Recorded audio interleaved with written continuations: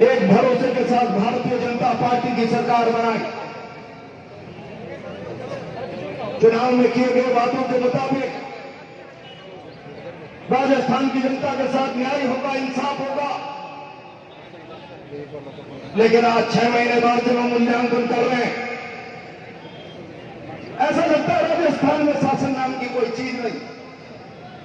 चारों तरफ अराजकता, महिलाओं पर अत्याचार, पराकाष्ठा पार, अपराधी बेखौफ।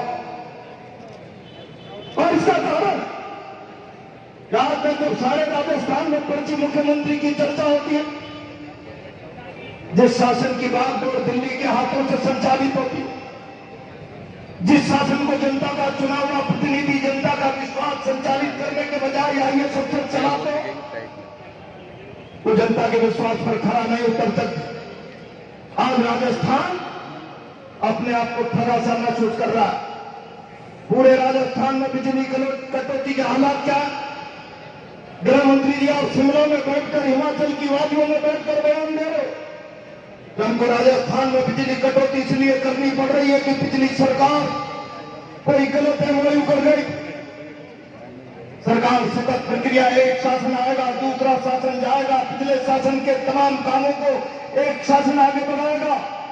ये जानने के बाद भी आप राजस्थान की जनता के हित में बिजली का बंदोबस्त करने के बजाय केवल पिछली सरकार पर आरोप मरकर अपना चेहरा बेनकाब होने से बचा नहीं सकते, अपना काला चेहरा ढक नहीं सकते। राजस्थान की जनता आपके खिलाफ खड़ी हो गई और आपने इसका परिणाम देखा होगा। ऊर्जा मंत्री जी कोटा में आप बाल बाल बच गए। राजस्थान की 11 लोकसभा में डोटासरा जी के नेतृत्व में आपके 6 महीने के शासन के कर्मण्यता के खिलाफ फैसला किया है। आज राजस्थान आपसे त्रस्त है। बंधु, 2 मुद्दे इस समय जोर से चल रहे हैं, नीट और मदन जी बिलावर का बयान। मैं 40 साल भारतीय जनता पार्टी में रहा हूं। भारतीय जनता पार्टी सांस्कृतिक राष्ट्रवाद की बात करती और जिस शिक्षा के जिन्हें संस्कृति का संरक्षण, संवर्धन, हमारी सभ्यता का विकास, उस शिक्षा का मंत्री राजस्थान का सार्वजनिक रूप से आदिवासियों के लिए कहे हम इनका डीएनए जांच करा लेंगे, पता चल जाएगा इनका बाप जात कौन था। सांस्कृतिक राष्ट्रवाद की बात करने वाले भारतीय जनता पार्टी के प्रदेश से लेकर दिल्ली तक के नेतृत्व से पूछना चाहता हूं, क्या मदन दिलावर की इस भाषा का हम समर्थन करते हैं? आदरणीय मुख्यमंत्री जी, प्रदेश अध्यक्ष जोशी जी, नड्डा जी, प्रधानमंत्री जी, आदिवासी हमारे मुल्क की सांस्कृतिक पहचान, आदिवासी नेता बिरसा मुंडा और राजस्थान के गोविंद गुरु को आज भी भगवान की तरह पूजा जाता है। जलियांवाला बाग में लड़ने वाले लोग देश के अग्रिम संकट पंक्ति के लोग थे, लेकिन मानगढ़ में गोविंद गुरु के नेतृत्व में लड़ा गया संग्राम जलियांवाला बाग से कमजोर नहीं था। वो आदिवासी जो भारत की सांस्कृतिक पहचान, आजादी के आंदोलन में जिसके धर्म गुरु ने अपने प्राणों की आहुति दे दी, उस आदिवासी समाज के डीएनए को जांच करके उसके कुल का पता लगाने वाले लोगों, भारत के सांस्कृतिक मूल्यों का शर्त का नाश मत करो। सत्ता के नशे में इतने चलत चोर मत हो, इतने सत्ता के नशे में मत हो, उसमें तो इस मुल्क की सांस्कृतिक परंपराओं पर हमला बोलने का दुस्साहस करो। दिलावर जी, या तो इस्तीफा दो। सांस्कृतिक राष्ट्रवाद की बात करने वाले भारतीय जनता पार्टी के लोगों, आदिवासी समुदाय से माफी मांगो, अपने मंत्री से इस्तीफा लो, वरना इस देश का आदिवासी समुदाय आपको माफ नहीं करेगा।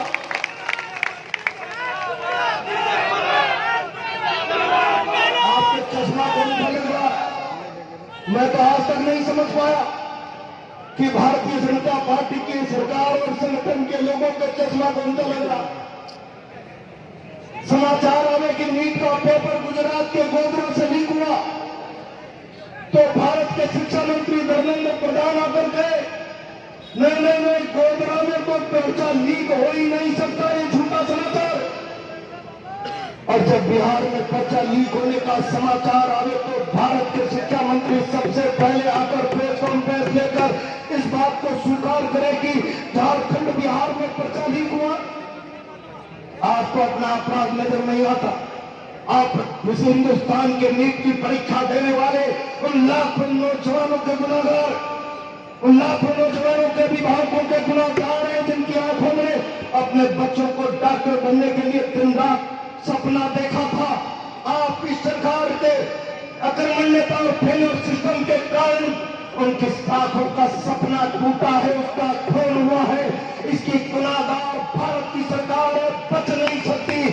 मैं जिम्मेदारी के साथ कहना चाहता हूं, नीट के मामले में भारत के नौजवान की छात्रों की भावना को समझे और भारत के शिक्षा मंत्री इस पर अपना फैसला ले। मैं तो बंधुओं केवल ये बात कहना चाहता हूं, ये लड़ाई देश में किस दिशा में जाने वाली है। हमारा प्रदेश नेतृत्व बैठा है, वो क्या करेगा। आदिवासी समुदाय भी गुस्से में, हम उनके गुस्से का समर्थन कर रहे हैं।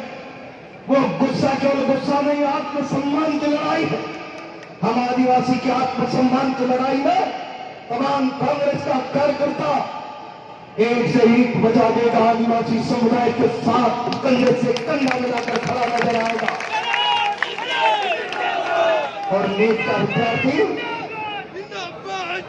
विद्यार्थी ठगा सा महसूस कर रहा। हमारा नेतृत्व जो मार्गदर्शन देगा हम उस पर लड़ेंगे। मैं यहाँ के प्रशासन को चेतावनी देना चाहता हूं, हमारे धीरे की परीक्षा वक्त अभी भी थानों पर सूचना भेजी जा रही है, इसकी 110 खोल दो, इसकी हिस्ट्री शीट लगा दो। कहीं ऐसा ना हो कि आपकी सरगर्मिता के खिलाफ कभी बड़ा जंग हो जाए और कानून व्यवस्था के लिए चुनौती बन जाए। हम चलाकर इस रास्ते पर नहीं जाना चाहते, लेकिन नाजायज फायदा मत उठाओ। अगर अत्याचार हुआ तो चोर जुल्म की टक्कर में संघर्ष हमारा नारा है, एक शहीद बजा देंगे। और मैं उम्मीद करता हूं हमारा प्रदेश नेतृत्व राजस्थान के विधानसभा में यहाँ के कोटा के प्रशासन की उन तमाम कारगुजारियों जिन्होंने चुनाव में पार्टी बनकर जमीन पर पक्षपातपूर्ण काम किया और आज भी लगातार कांग्रेस पार्टी के कार्यकर्ताओं पर अत्याचार की इबारत लिखते जा रहे हैं। हम सड़क पर लड़ेंगे, आप सदन में लड़े, हमारा मार्गदर्शन करते रहे।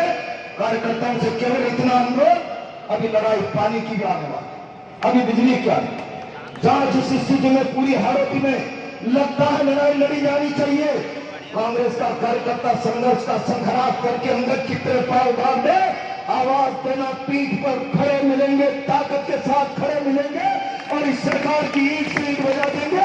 इसी विश्वास के साथ अपनी बात को विराम देता हूं। बहुत बहुत धन्यवाद। बहुत बहुत धन्यवाद आदरणीय भुजल साहब।